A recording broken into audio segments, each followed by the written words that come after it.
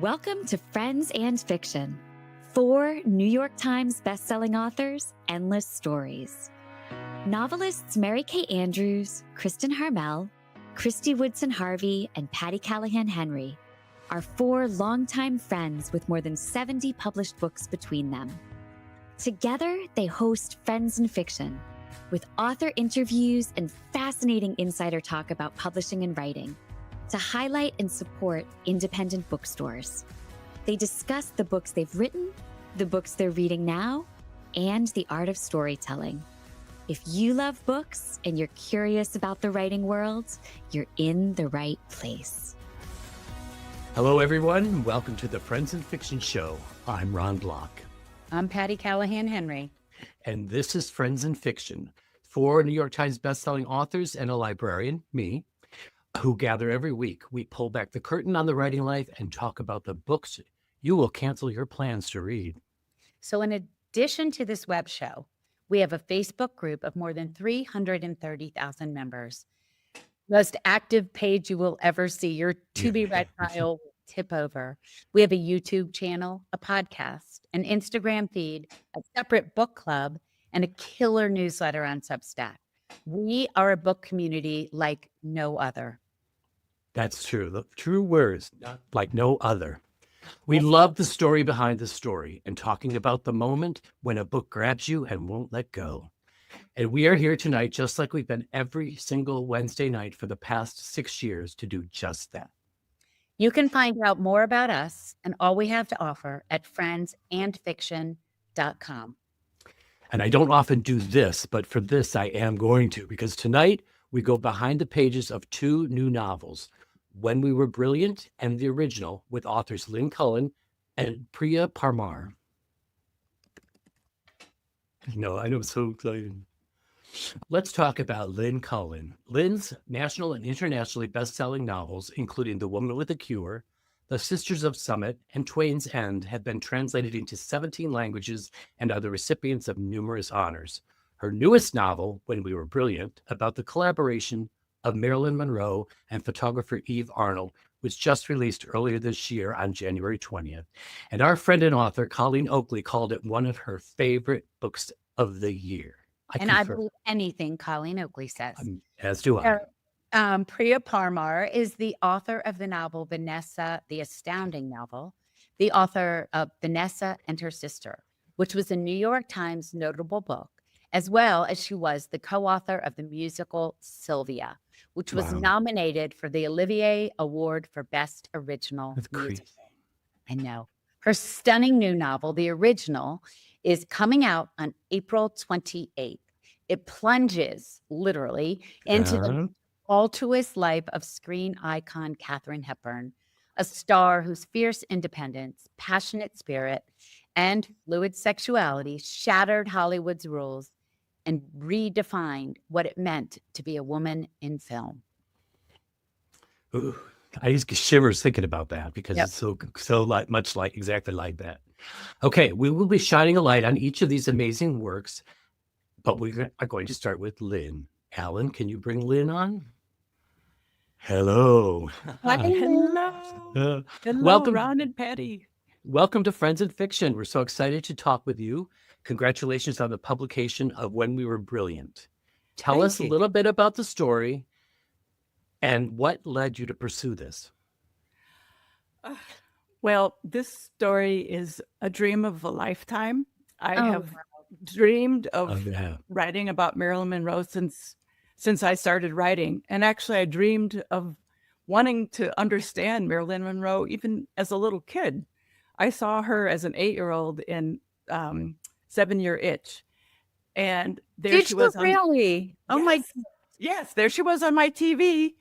And she was just so radiant and free. Meanwhile, all the men in the show were trying to capture her.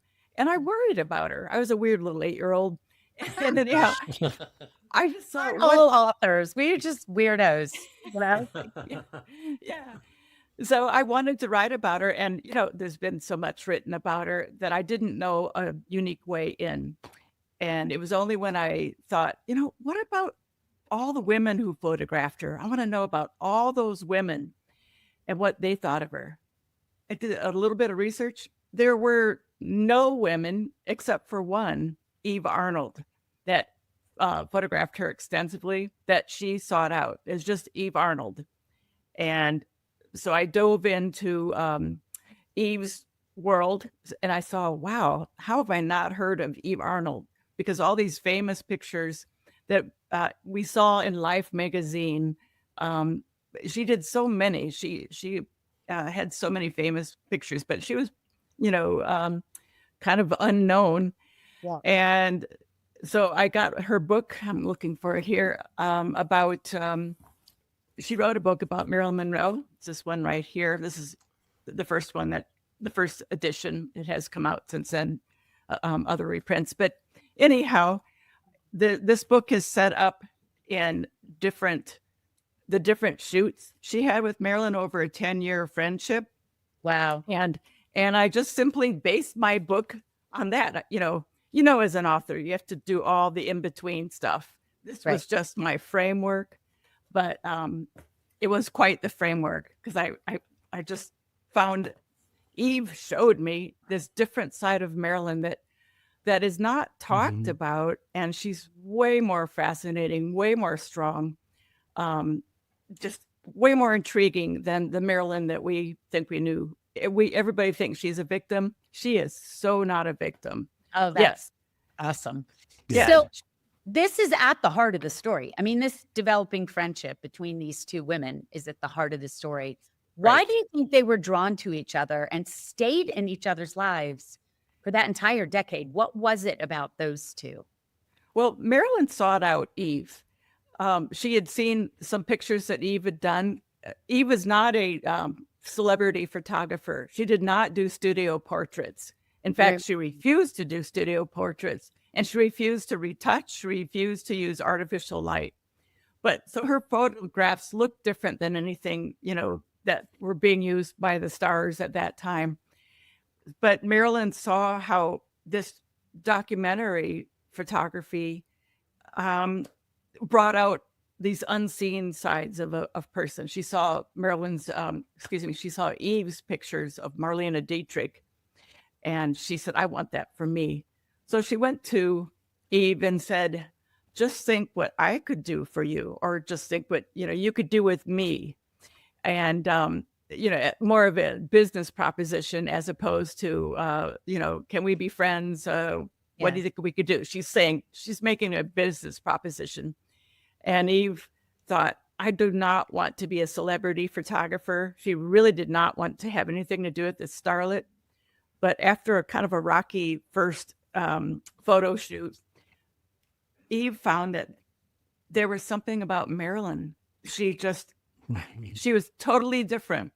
Once Eve lifted her camera, and this different side of Marilyn, this intriguing, fascinating, almost otherworldly side came out, and Eve could not get enough of it.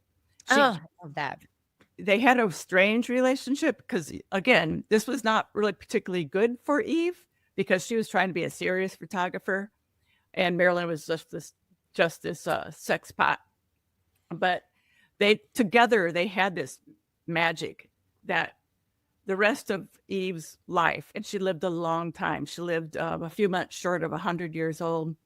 Oh, wow. She lived her life, and she won every honor. She photographed everybody, kings, queens, everybody. And the rest of her life, she looked for someone like Marilyn. She never had that again. She pulled out the best of everybody, but Marilyn was just they had this magic together. That's amazing. I love that too. I want to dig a little deeper into Eve, because she was so much more than just that. And I want to say towards the beginning of the book, when she's in the ladies' room and she takes that picture of Marilyn in the mirror, it's just like it comes alive. And that's when it cracked for me that we were seeing a different side of what, the world has told us about Marilyn. But Eve has so much more to do in the world, and she's done so many other things. Can you talk a little bit more about her work outside of Marilyn? Because she's equally a wonderful character in this. Yes. And it was interesting. I went into this for wanting to know Marilyn, and I ended up being obsessed with Eve and feeling like Eve. I was Eve. I was in Eve's skin, to the point where I've met her grandson, Michael Arnold, who runs the Eve Arnold website, the estate. Since Eve is no longer with us, he is Eve's representative. And he read the book after I didn't show it to him before it was published, and he read it. And it is the best compliment ever and such a huge relief, because he said, it sounds just like my grandmother. No, wow. And he kept going, how'd you do it? How'd you do it? And frankly, I can't say how I did it. I read between the lines. I read so much about them and watched interviews, but honestly, it was Eve's photographs, and not just of Marilyn, though the ones of Marilyn doesn't even look like Marilyn in them. I hope readers will go to the Eve Arnold website and look up pictures of that Eve did of Marilyn and others, and they will not even recognize her. But she is just so offers something that no one else has, and I just kind of felt her, and it was magic in itself. Getting that up her. Eddie, don't you have that with when you really get into a character and you're really into the book, and it all of a sudden it's not even you anymore, it's the character. Well, I mean, that's the magic we hope for. We're toiling along, we're doing the research, we're writing the words, and I can't wait to bring Priya on when you're both on together to talk about what it's like. All three of us have written about a real woman and how to inhabit that without assuming, but trying to dig into their world. And then there comes a click, there comes a moment, right? And it sounds like you hit that with Eve. So, and you can't make it happen. You can't make it happen. No. But if you're lucky, it happens. And then you get sort of haunted. Because I remember waking up thinking, okay, I promise I'm coming to work today. Yeah. 100%. Yeah. It's wonderful and magical. And it took me a while after the book was done to be normal again. I was Eve, I was Marilyn, I wasn't Lynn anymore. And it just took a while. What do you think the view, how would you describe the view of Marilyn that most people have never seen? What did you come to understand by looking at those pictures? What was you're saying we wouldn't even recognize her. What was the view of Marilyn that give us some of that, not the whole thing, because we want to read the book, but that most people have never seen?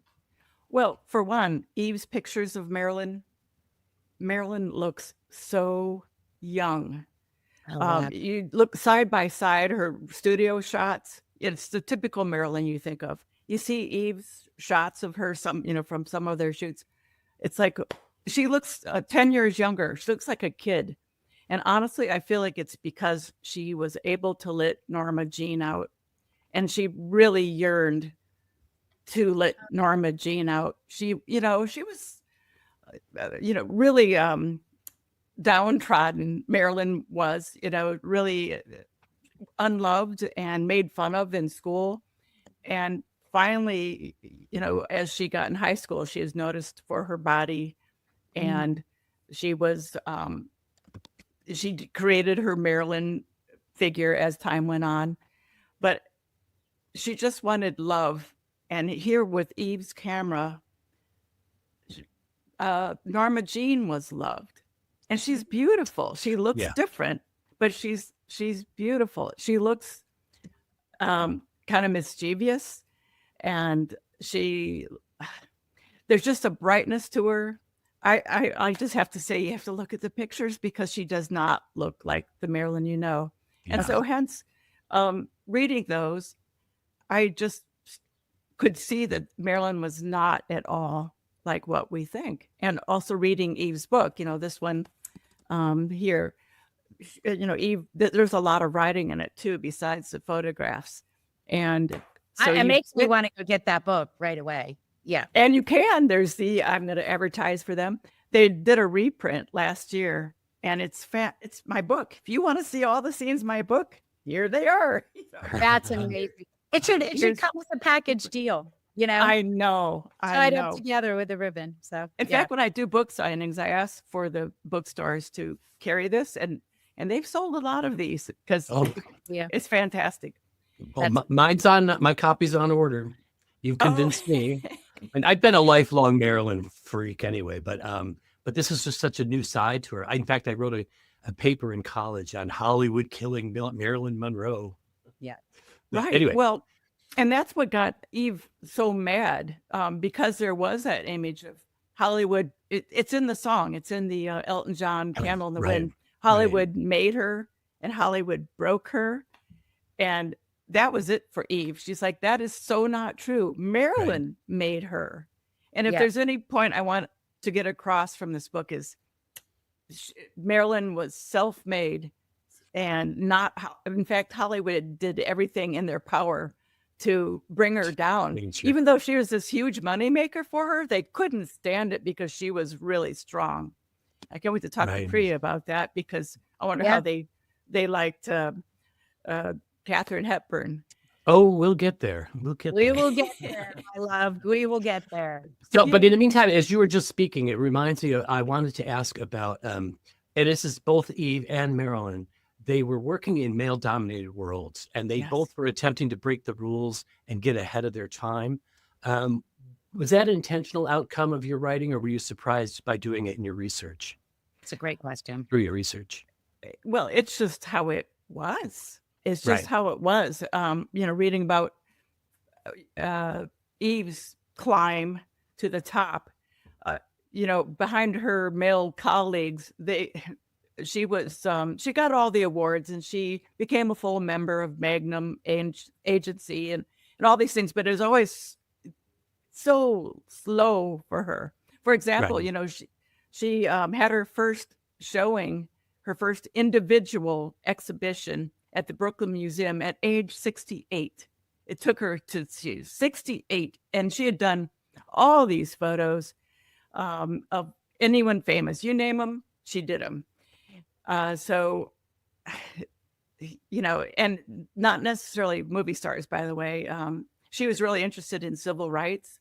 That was so you see a lot of photos of what was going on that way, and also in society. So there are many things besides movie stars, but she brought out a different side of them. People wanted to give her themselves. She had this really unusual gift. And her grandson, talking with him about it, he said it's because she was non-judgmental. People knew they were safe with her, that she just wanted them to show what they wanted to show. And, people want to be seen. So they would show her their real self. When they knew that their real self was safe with her, out it came. So, I would suggest she's written about 20 books or so, and any of them are a marvel. And her website, you just see the inside of people, the beautiful spirit within all kinds of people. From behind the mask, right? Yeah. That everybody wore, especially in show business. Yeah. And it comes through so clearly in your writing, though. You really put that out there and readers absorb it. Okay, Lynn, thank you very much. We're just going to say goodbye to you for a couple of minutes, and we're going to talk. Don't you dare go anywhere. And don't you go anywhere. Okay, I might go get my cat, Marilyn. Okay. Go get your cat. Do that. Go get your cat. So, Ellen, can you take Lynn off screen? Thank you. Okay, for all of you watching and listening, we're about to bring Priya on, and I want to take a moment to encourage you to rush out and buy your copies of When We Were Brilliant and the original. And the perfect place to do that is in the Friends and Fiction shop on bookshop.org. You'll not only be getting it at a discount, but all your purchases there support our show, our guests, and indie bookstores nationwide. And this is not something we just say here week after week. Bookshop.org has literally raised $50 million for local bookstores. So shop there when you can, please. Okay, Alan, can you now bring Priya on? I feel like this director. You are director. Hello, Priya. Hi, it's lovely to see you. You too. Finally, we get to talk about this book. For all of you out there, Priya is a dear friend, and I have known about this book for years. I got a sneak peek over 3 years ago, and to say I am excited about this book, the original, being out right now is an understatement.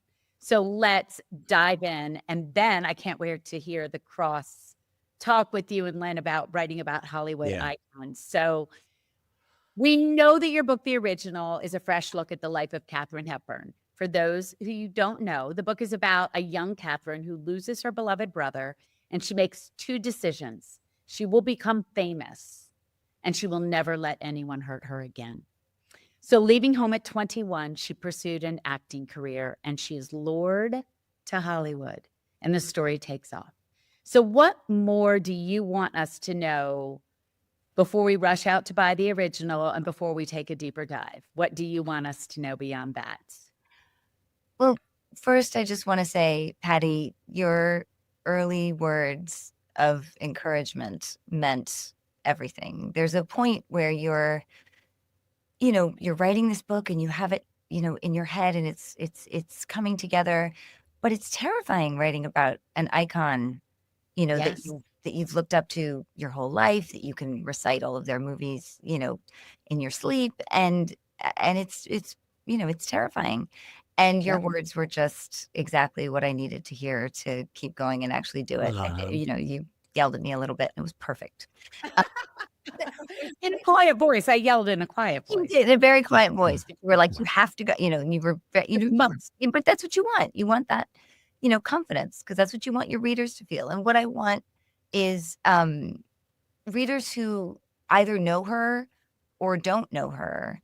I want them to come away really having experienced, my version of this woman who really set the stage for the next, century of women in film. And she, and film permeates so much of our culture, so much of how we, ideas of both good and bad, but ideas of self-perception, ideas of agency, ideas of empowerment. And she was just a real force for empowerment, which it was wonderful to write about her. That's amazing. Yeah, that's awesome. So your book gives us it really does flesh out this character that we only know what we've been told through the papers and all through the historical lens. But what led you to exploring the full person that Kate was? And did the process take you places you didn't expect? I didn't expect any of it. I expected, what we know about Katharine Hepburn is that she is who she is. She's completely authentic. She's, there's an uncalculatedness about her that we expect. And there's like an unguardedness. Yeah, we expect an unguardedness. But with that comes a kind of an expectation of a lack of stage management, for her public appearances and her, what she said and everything else. That's not what I found. I found that she was really careful about how she wanted to be portrayed, how she wanted to come across. She did it deliberately. She had some early bumps in her career that let her know, okay, I can't do the studio system and the PR machine the way that everyone else has done. I need to do it completely differently, and I need to be in charge. And the novel really explores how she got to that realization and what she did with it, from there. And the person that we know from that point, the one who says what she thinks and is, salty in New England and just totally free in her opinions. That's the person she wanted as her legacy. And that's what we remember. It's so fascinating after listening to Lynn and hearing you say that, how both these women curated their public appearances. I wish I knew how to curate a public appearance, right? Like they just were very deliberate about curating it. It's really fascinating. But very early we learn about her, and that she has this really kind of foundational wound, and that is the death of her beloved brother Tom. and the vows that she makes to be a star and to never be heard again. Tell us how you think this affected her future. What did you see in that what did you see the trajectory from there? Well, she came from a life of so much trauma, which I knew nothing about, trauma on both sides of her family. Just, we think of her as having this charmed life. Yes. She lived to be 150. She was pushing snow off her roof in her 80s, like all these wonderful. How long did she live? 100 and No, she lived to be 96. I was like, no. She lived to, but we think of her being, she was learning to skateboard in her late 70s. Like that's what we she think was of her, such a badass. being I a know. total badass. But she had this beginning that was so rocky. She'd come from a family that had really, really terrible tragedy on both sides, just horrible tragedy. And then you find out very early in the novel that she discovered her brother had committed suicide and she found him. And that's totally factual. That's really true. And from then on, what I saw, when I was doing this, what I saw was that it affected the way that she built relationships, at least in my story, because there's always the possibility that someone is going to leave. There is no such thing as permanence. I think if you learn that in that kind of a way so early, it really changes how you navigate ideas of, standing up and marrying someone and saying yes forever this, and I think it really changes your relationship with forever. Well, I mean, trauma shifts something so elemental in us that, yeah, I agree. But it's interesting to see it play out in actual choices, right? Yes. And her choices are, and that was, so when you're dealing, or this because you write real women. So when you're dealing with real women, don't you find you have the sort of the topographical, like the crust of all of the chronology of their life, what choices they made, but then you have to, in the character, you have to find that emotional logic that holds up that crust. What is that reasoning? Love that analogy. It's great. Oh great. Yeah. Yes. What is that logic? Why would she do that? Why would she do this? And when you're building a character, for me, it's sort of like you can do all of the legwork and you do all of the research and everything else, and then you have to just wait for magic, and a character has to step forward in your brain and start talking and answer those questions about logic. And for me, that trauma was at the root of so many of her big decisions. So, it was certainly foundational. Yeah. Okay. So I want to ask about, so you brought narrative voice, but one of the most striking ones in the book is that, honestly, is gorgeously written. I sit here like nodding my head like an idiot, but it's just because I'm like so in this book and so into hearing you talk about it. But we get to hear from the city of Los Angeles as a narrator. How did you come to that? And how did that help you further the story? It's beautiful, by the way. It was great. I'm so idea. So I have no idea. It's one of the my editor. I don't know. Never hears this because she'll be like, "Oh my God, Priya, what are you doing?" But I have no idea. It's one of those things where you start typing and you're like, "That's first person plural. That's really, I didn't see that coming." Okay, that's where we're going, and it happened. It wasn't not what I expected. And it was a really strong, muscular voice that I wasn't expecting, didn't see coming, didn't know what it could do. And I was like, okay, well, let's see what you've got. I'll go with it. And the city of Los Angeles just started talking as an omniscient narrator. And it was, really surprising. And for me, I came to understand eventually. I was like, okay, well, it's almost like a Greek chorus Yes. structure. And it's almost, we think of, there's so much of Los Angeles, like the imagery, the city of angels, the sort of the studio system, like all of these big, powerful forces. And, it wasn't any of that. It was just a thing that appeared out of absolutely nowhere and took over the book. And I'm so glad it did, because it was the most fun to write. And I never mapped out those sections. I never outlined anything. I never had any idea where it was going. It was, you take in all this research, and then whatever bubbles up, and out it comes. It was Okay, speaking of research. I love it. Yeah. How challenging was the research? What did you use? Did you just sit around and watch Katharine Hepburn movies? What was your deep dive for research for this book? It was, this is the first time I've ever written about someone where I could hear them speak. I know what they sounded like. You and Lynn both. This is so amazing. That accent. It's so different writing about someone where you actually know what they sounded like. It's very different. There's a very short clip of Virginia Woolf. So I knew, slightly, but she's much older than for my last novel. But I never knew what Vanessa Bell sounded like. So I had no idea. But this novel, I was like, oh my God, I have to figure out how to convey that voice, that incredibly specific voice.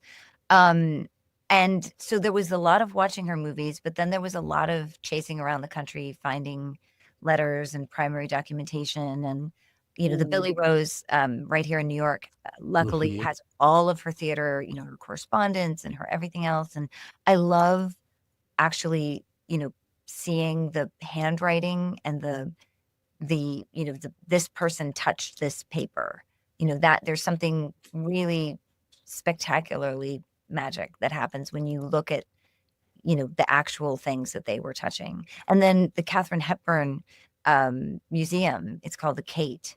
It's the Katharine Hepburn Cultural Arts Center. It's right here in Connecticut. And they have, and I was able to go behind the scenes and see that stuff just a couple of months ago, which was heaven. So it was a lot of movies plus documentation and going to, stand in front of her houses, which are now owned by other people. And I'm sure think like, what is this person doing day after day in my yard? Like, lots of that. If they knew that the famous author Priya Parmar was doing this.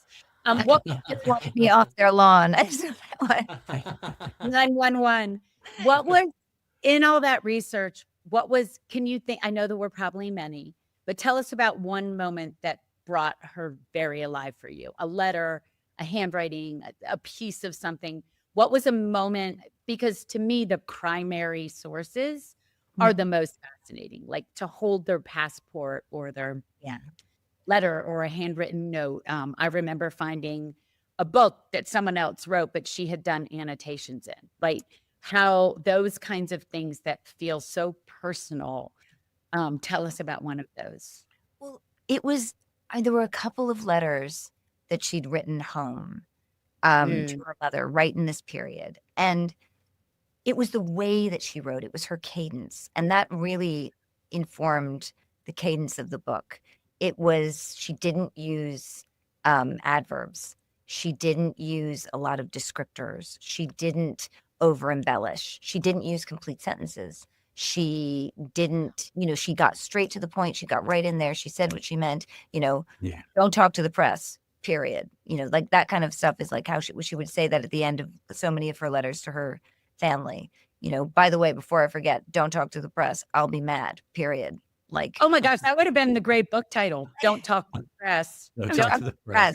Like that's, literally she would say that, it did. And they were filled with affection, but there was so little fluff. She just had no fluff. And so that really informed the way that I wrote the novel, the way that I put it together. I put it together with, I wanted it to move fast. I wanted it to be clean. I wanted it, to not be describing her in a way that she wouldn't have described herself. So that was a big impact on me. That is, I was total aside. I was for the first time at the Billy Rose a few months back, and it's like, what a magical place that is. It's incredible. It's incredible. Anyway, and they're so helpful. They're so kind. they They're really, so yes. wonderful. You know, I have a service dog. They didn't love that, but you know, other than that, they were just because I think it's like I have a slobbering French bulldog. I'm now going to bring him right around all of these beautiful documents. Like it was a great mix. They were a little like, but they were very kind to him and wonderful and all those good things. They take really good care. They really do. They're okay. Okay, everybody. And Priya, don't you dare go anywhere because we're going to bring Lynn back on to join us, and we'll talk to both ladies about what it was like to write about some famous real women. But first, a reminder about our Substack for our listeners and viewers out there. I want to talk about how Hollywood affected each of them in different ways. Yes. I think it's fascinating. So I just want to take a minute to tell everyone who's listening about our Substack newsletter, because in this week's, you will get a very special interview with both Priya and Lynn. They answer Q&As that we are not talking about on the show, so you get some special insight into their work. Mm-hmm. And we have incredible content in our newsletters. Our recent interviews with Lisa Patton about Kissing the Sky, Amy Jo Burns with the Jenna Pick Wait for Me, which Ron and I just have beating hearts for. Yes. Cynthia Dupree Sweeney and Lake Effect. Christy just chatted with Grant Ginder about his super buzzy novel, So Old, So Young. We have special green room appearances from our live shows. And like I said, interviews with Priya and Lynn. So Alan, could you bring on Lynn so we can talk some more to both of them? Well, gang's all together. Thank you. Okay, let's pretend that Marilyn and Katharine walk into the room. They're here with us, right? You have been obsessed with Marilyn your whole life. You have been obsessed with Katharine. That the both of you went and wrote about these women is astounding. So for both of you, writing about such well-known figures, what did you think was the biggest challenge? Like how to take liberties to get their voice? What was the hardest part about talking about a real woman making a cohesive book? Lynn, you go first. Yikes. The reason I go back to what I was saying earlier, and some of what Priya was saying too, is that I didn't even look at it as a challenge. It was just, it happened. There's a magic that happens. You immerse yourself in it and they come to you. And in fact, I had this, when I was in New York, going to all the settings where Eve and Marilyn were in New York. I went to the subway grate where Marilyn had her dress blown up in 7-Year Itch. And my daughter was with me. It was a really still summer night. And so I had on, it got cold and I had on a long sweater. And my daughter pulls up her camera to take this picture of me standing in the grate. And out of nowhere came this breeze that made my dress fly all around me, or made this sweater. And that I have pictures of it. My hair is straight. Nothing is blowing. It is just this freaky time with it. I got this blast from below, and it's documented.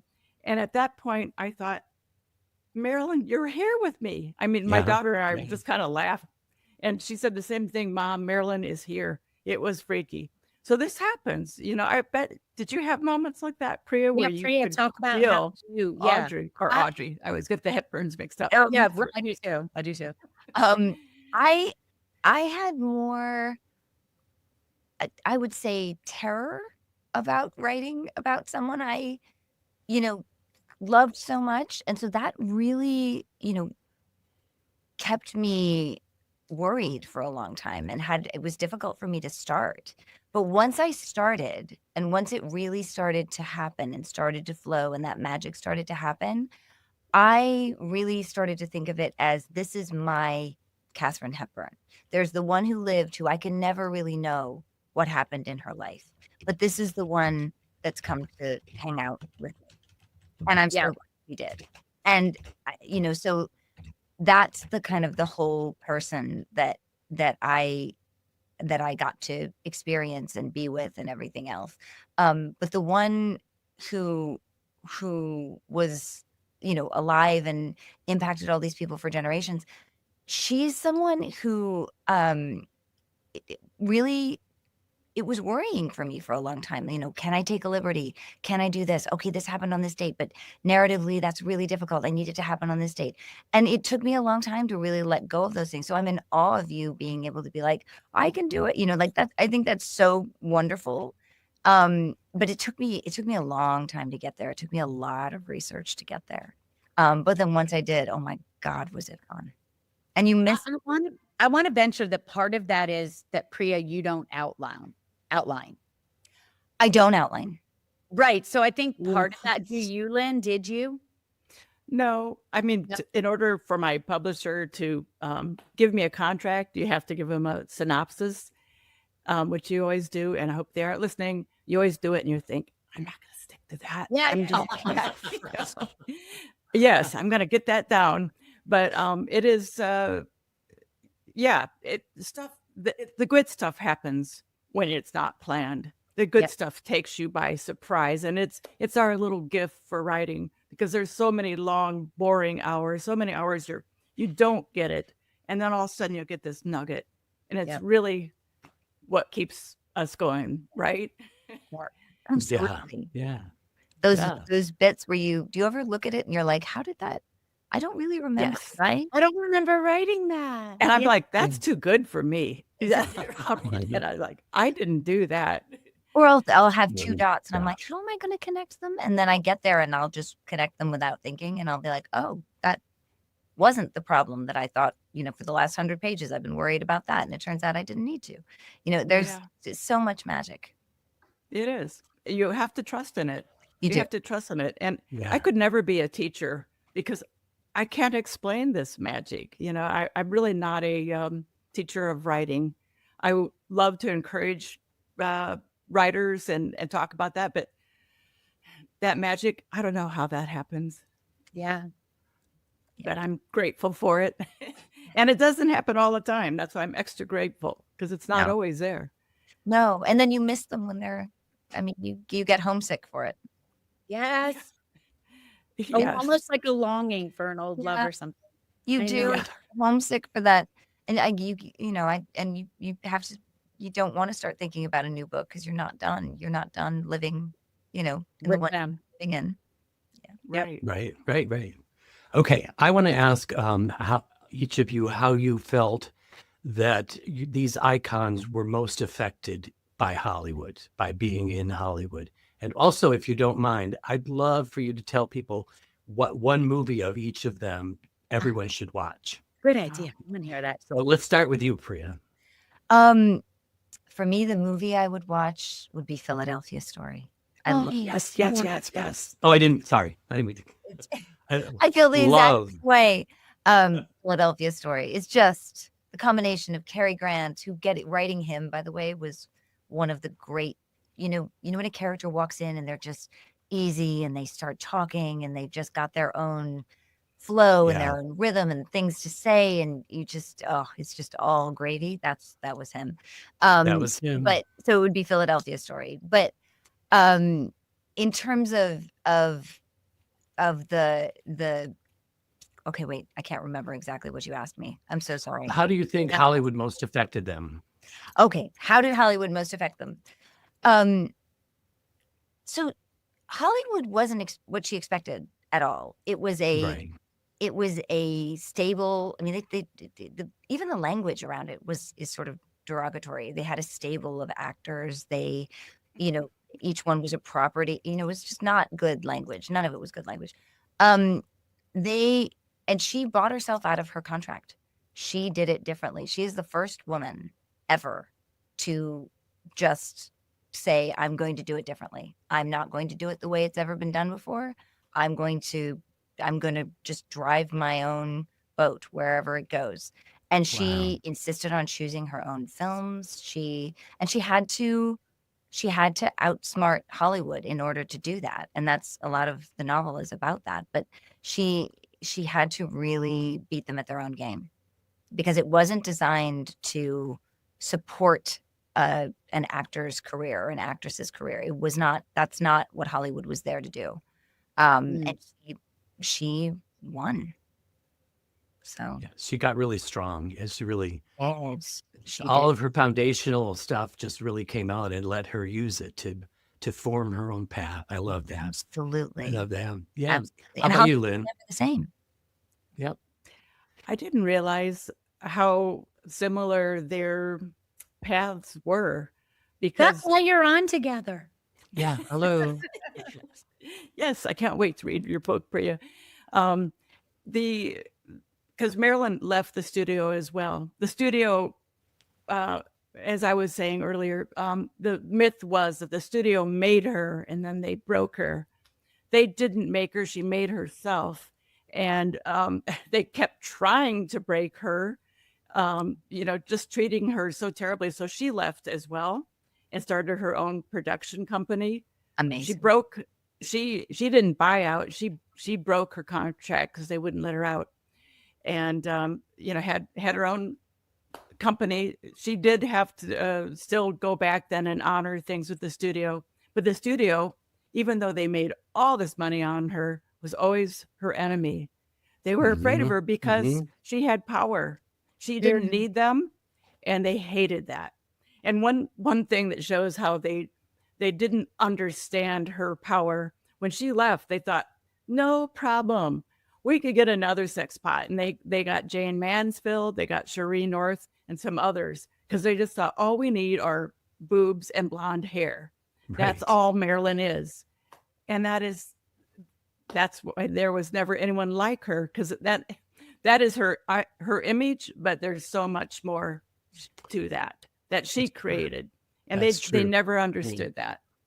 Yeah, I think that's best told through the scene that when she becomes a student in the actor's studio. That was powerful, and it really, everything you're saying just comes out in that scene. So that's great.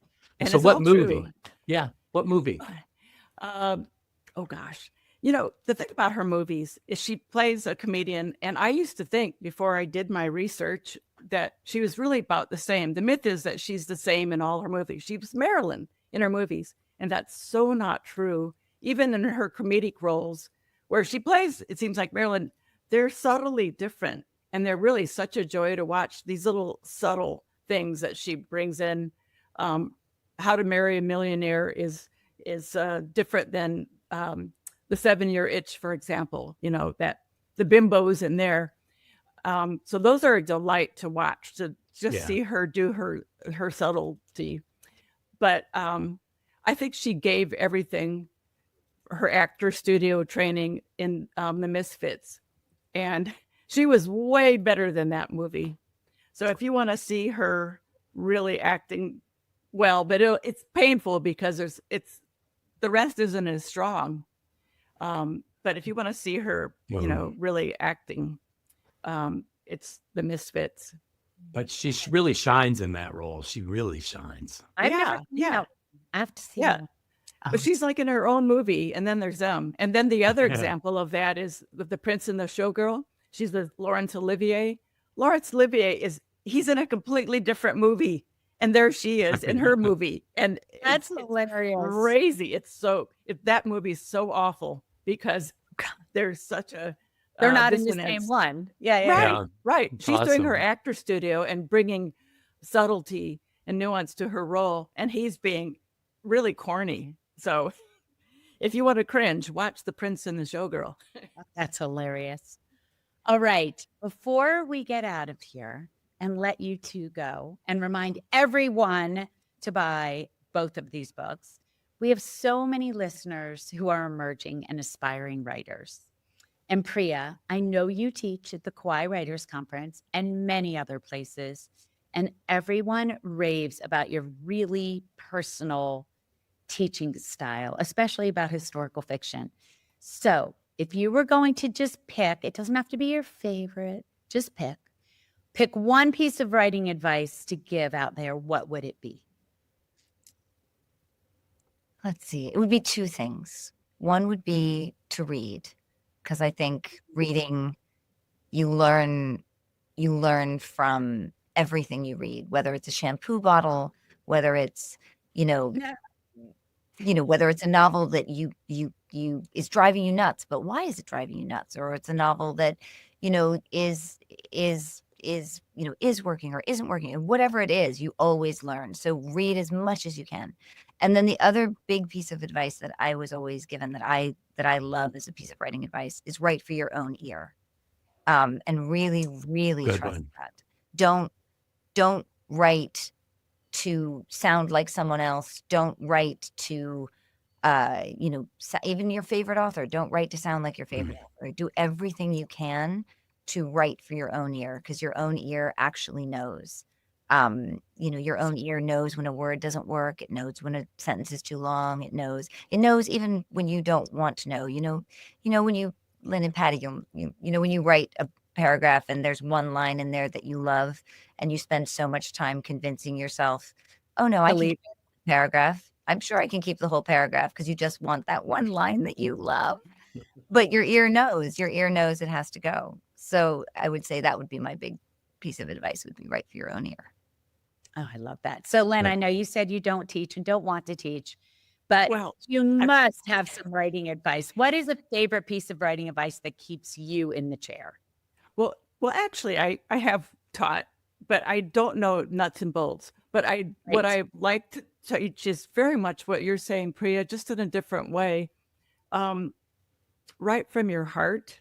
Yes. Write as authentically as you can. And that's what I do. When I have students, I just encourage them to just write from their heart.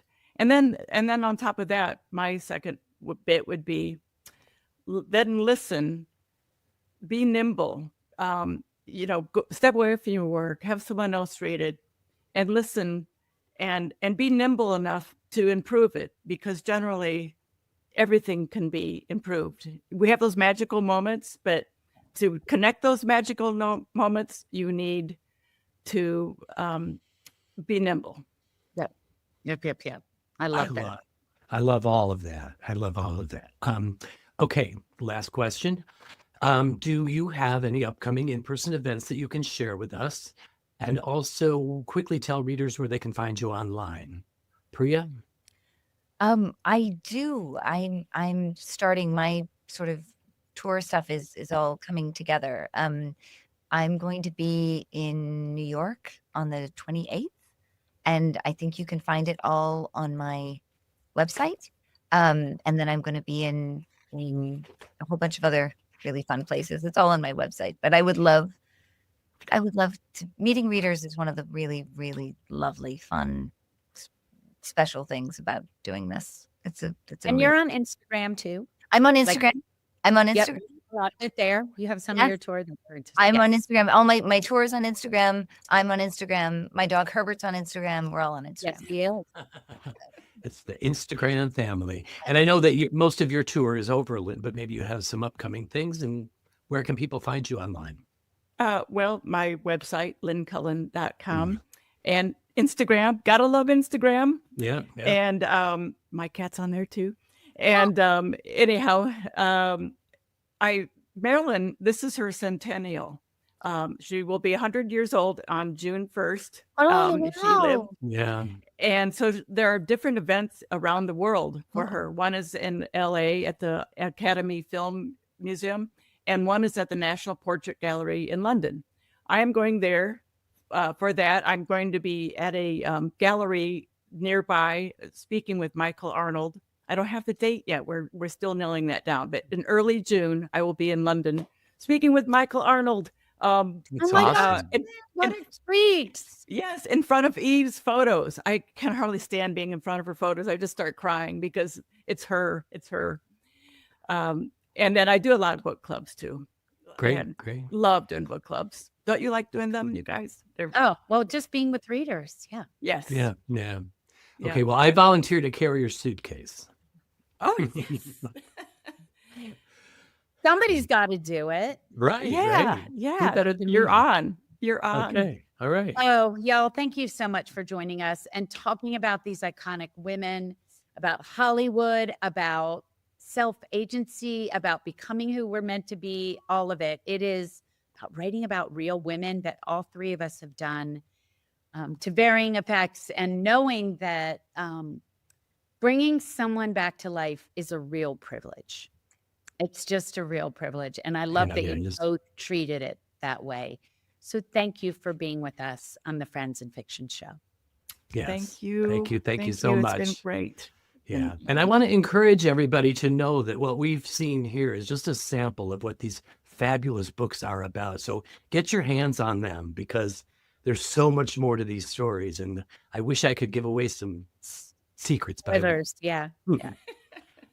Anyway, so be sure to tune in next week when Christy, Kristen, Patty, and MKA, and maybe a special guest, will be celebrating Christy's new novel, Summer State of Mind, together live.